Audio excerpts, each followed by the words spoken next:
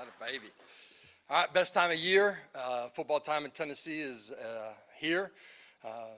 One of my favorite times of the year, if not favorite time of the year, is training camp. All ball with your guys, a chance to grow and compete every single day here as we embark on getting on the field here tomorrow afternoon. So great off season for us as a program. Extremely proud of our players and our performance staff, the growth. As a program, we're bigger, faster, stronger football team than when we finished in spring ball and started summer, and certainly since last January. You look at the gain, size, speed, power, outputs. Our staff and our players did a great job of being connected, growing every single day, and competing every day. And looking forward to seeing that part of the work parlay into us being a better football team when we get out on the field tomorrow.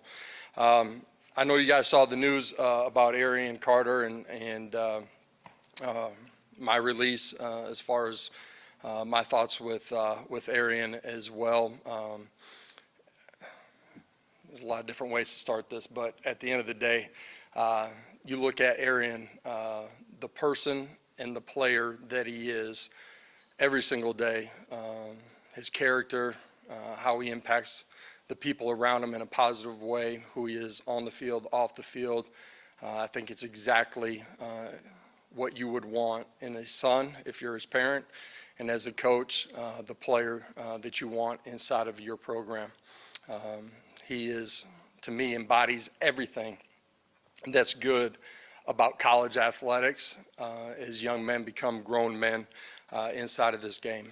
You look at his decision to choose a school, now going to be here for 4 years at that program.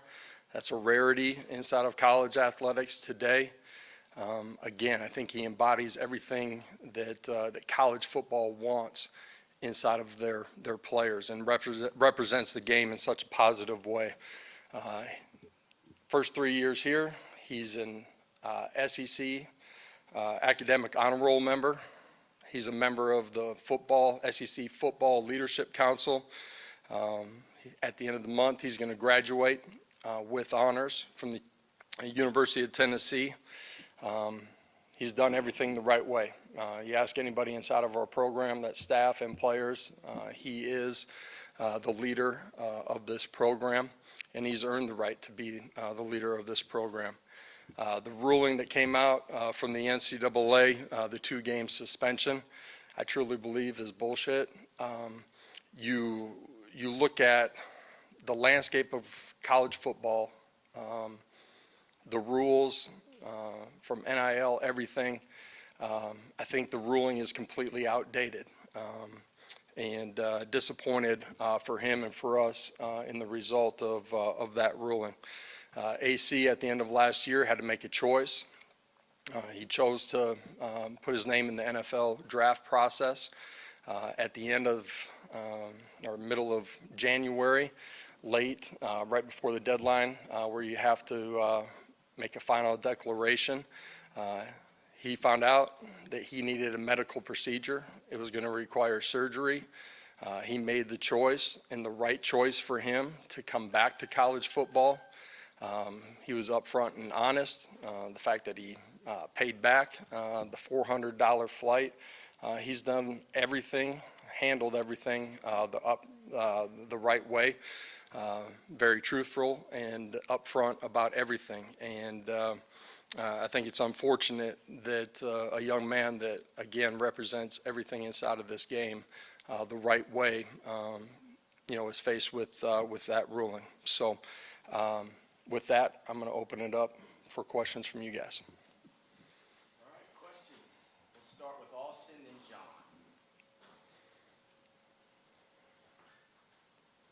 John. How have you seen the teammates rally around him? We saw Deshaun's post the other day on social media, but it seems like a lot of these guys have really kind of rallied around him, with this. And I know Arian's a kid that carries himself the right way in terms of looking at the brighter side of things. How have you seen him take this negative and turn it into a positive? Yeah, first of all, AC handles it just as I or anybody that knows AC would expect him to. It's all about, the present and competing to be his best and impacting the people around him in a positive way. I think that speaks to who his entire family are and how they represent themselves. And the teammates in this game, it's always about next and continuing to compete and grow. But I do know, and you've seen some of that publicly, but a lot inside of this building, that that's their guy. I already talked about it. He's the alpha leader inside of our locker room, and they care deeply about him and certainly have let him know that too.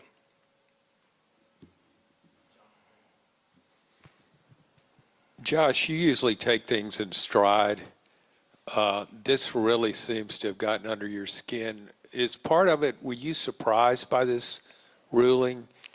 Surprised in today's landscape, you take into account all the circumstances that a young man faced, the fact that he was, upfront, honest throughout the entire process, the amount of the flight. You take all of that into account. That's why I just think it's, in the general landscape of this game, there's so many other things that we're dealing with. A few days ago, there's another court ruling that's coming out. I think you look at all those circumstances, I think it's extremely unfortunate and not the right decision.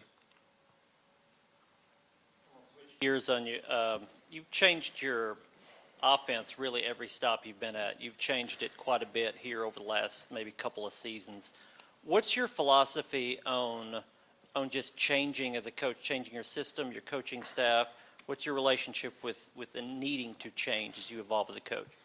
Well, I just think the game continues to change. At the end of the day, as coaches, it's our responsibility to put our players in the best position with what we're predicting, what we're going to see on the other side of the football, to be in the best position to go make plays. And offensively, when we get back in January, you start projecting your personnel. Your offense has to be personnel-based. How do you put them in a position to be successful? And you take the skill sets and continue to grow, change, evolve. And obviously, we have a quarterback battle, but at the end of the day, once you find that guy, now it's, what are the tools, assets that he has, what he's really comfortable with, and you put him in a position to be successful with the 10 other guys around him.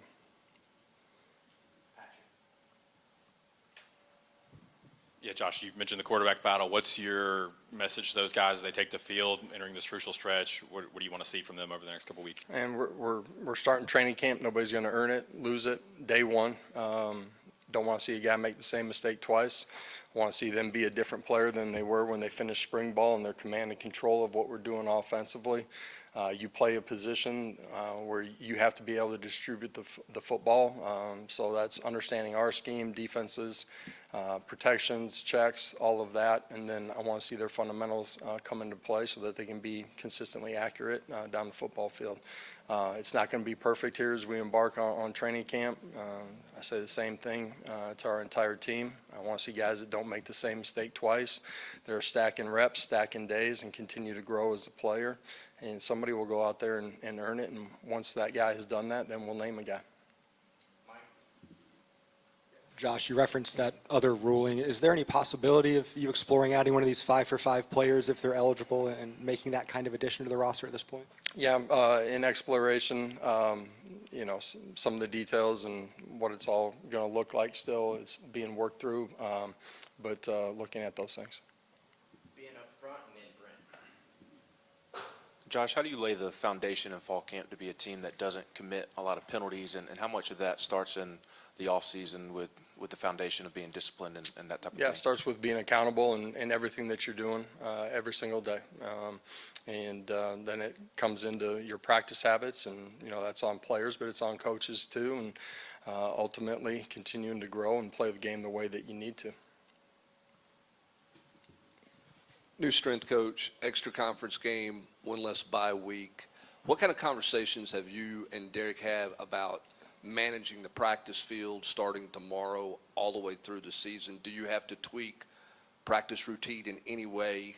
Have you guys talked about that? Yeah, you pre-plan the summer, the workloads, volumes that you want to get to in preparation for handling training camp. It's the most dense part of your season, just the number of practices. pre-plan everything, volume, speeds, as we start training camp and through training camp. You pre-plan holistically for, all positions, all units. But then certainly there's going to be one-offs with certain individuals, guys nicked up or, has coming off of injury. And our sports performance team does a great job of managing those guys in any given practice and certainly throughout the duration of training camp. Training camp hasn't changed dramatically with, one less bye. Ninth conference game. You got to build your roster and your team to be prepared to play the way that you need to go win football games when you get between the white lines. Having one less bye week certainly can impact your season. As much as it's, holistically as a team, it's also individually getting those guys to the starting gate each and every Saturday.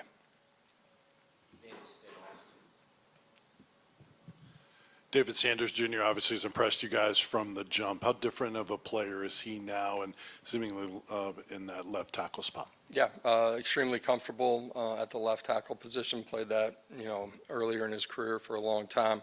Got a lot of play last year on the right side. The transition for him has been really natural. A guy that took advantage of the offseason, made great gains, physically just, mass to his frame. Super explosive. Expect him to continue to grow. It's a really young player. He should be getting better every rep, every day. In an effort to improve the program, you made the decision to go out and change strength coaches. You look at the end result, some of the stuff Owings has posted about, went from 12 to 47, a number of guys that runs 21 mile an hour or better.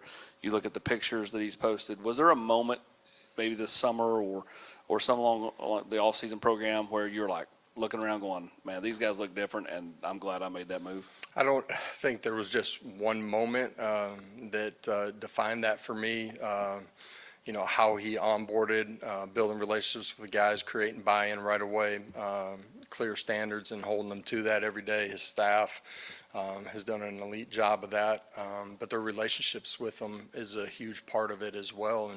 And ultimately, getting our behaviors up to the standards every day. And certainly by the time we got to the end of the first semester, you got a chance to digest some of the numbers. You could see the dramatic changes, and our players have enjoyed that change. SEC Media Days that this program has been the top 10 of scoring for 7 of the last years. You've been here for 6 of them. Just what has contributed to that and been the factor for that stat? Yeah, I was talking about our history as a coaching staff, 5 years here and, the previous 4 years at different stops. I think we've had 7 different quarterbacks in those 9 years as well. Ultimately, I think our staff does a really good job of analyzing, who are our players, putting them in a position to be successful with the different number of different quarterbacks that we've had. All a little bit different in their skill set, how they play the game. I kind of look at it like, they're the artist. You got to give them the paintbrush and let them go paint the painting. There's core things of who we want to be offensively, philosophically. Some of that has continued to grow, change, and evolve over those years. But the ability to put those guys in a position to be successful. Josh, Adam asked you about sort of evolving offensively. When you have a new defensive coordinator come in and a new staff, what's the summer part of the process of building that defense? Obviously, Noel's talked about kind of evaluating guys in the spring. What's the next part of that process as you guys get closer to the season and try to identify how you guys can play and who can help you? Yeah, I think it all goes back to January, onboarding somebody at every level of the defense that has been in that unit room with him on the coaching side of it, getting the information to our players clearly, concisely, as quickly as possible to build up into spring ball. When you have staff members who've been together, you also get a chance in the very beginning blocks of your off season to look at your teaching patterns, kind of refine those, make those as in sync, cohesive as they can be. Our players have absolutely loved the change. They feel great about understanding the scheme, latched onto it really quickly. You ask guys that have been with him historically in year one, at the end of spring ball, they felt like we were, way ahead of where he's been other places. When you're a coordinator, you go somewhere new. I think the last couple stops, he was only able to take one off the field guy with him. And you have to create buy-in from the other coaches that are in that unit room with you. So all those things together, I think, have put our players in the best position to become as good as we can, as fast as we can. There's been some growth here over the summer as well, where we've had a little bit of time with them. But I'm excited about where we're starting. We're going to see that tomorrow, and ultimately the growth here as we go compete every day during the course of training camp. You mentioned on the defensive side, the players latching onto the system really well and being ahead of schedule. Who would be those players who you think got a good grasp of that system early or who have emerged as leaders? I don't think it's just one guy. We brought in a defensive player that had some experience in that system at every level of the defense too. And I think that was a great opportunity for our players to have a resource outside of the coach to kind of grow inside of it as well. But I don't feel like it's just one guy at one position that's latched onto it and has great understanding. Our players have worked hard at it, but they've grown tremendously inside of it, and I expect us to hit the ground running tomorrow. Coach Deshaun Bishop floated the idea of potentially breaking Dylan Sampson's single-season rushing record. One, why do you feel like that's a challenge for him that can really help this team? And two, if he's able to accomplish something like that, what kind of position does that put the team for success this year? Yeah, I think individually it's great to have goals, and Deshaun has worked in a way where he expects to play at a elite level during the course of this season. Played tremendous football for us a year ago, made great gains in the offseason. His football IQ has continued to grow. He's, mastered what we're doing offensively, from ball in his hand to playing without the ball inside of his hands. He's grown into a great leader. I expect him to go play at a championship level every Saturday for us. There's no doubt about that. Every year is different. Numbers don't lie, but there's a lot of things that go into numbers, and ultimately I expect him to have a really special season.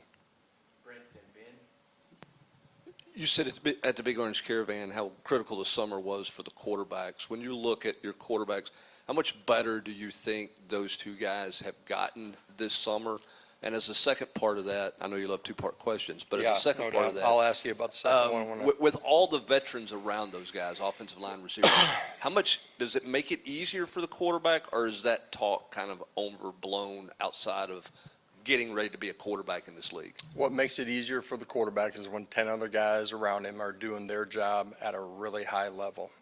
That guy's got the football in his hands. He's got 21 other moving pieces around him, and I'm talking about offensively. You got to understand it, and defenses, what they're playing on that play. So from protections to all that, there's a lot that they need to know. Ultimately, when the 10 other guys are doing their job at a really high level, it keeps him out of unforeseen adverse situations, which makes the game play easier for those guys. The quarterbacks have grown.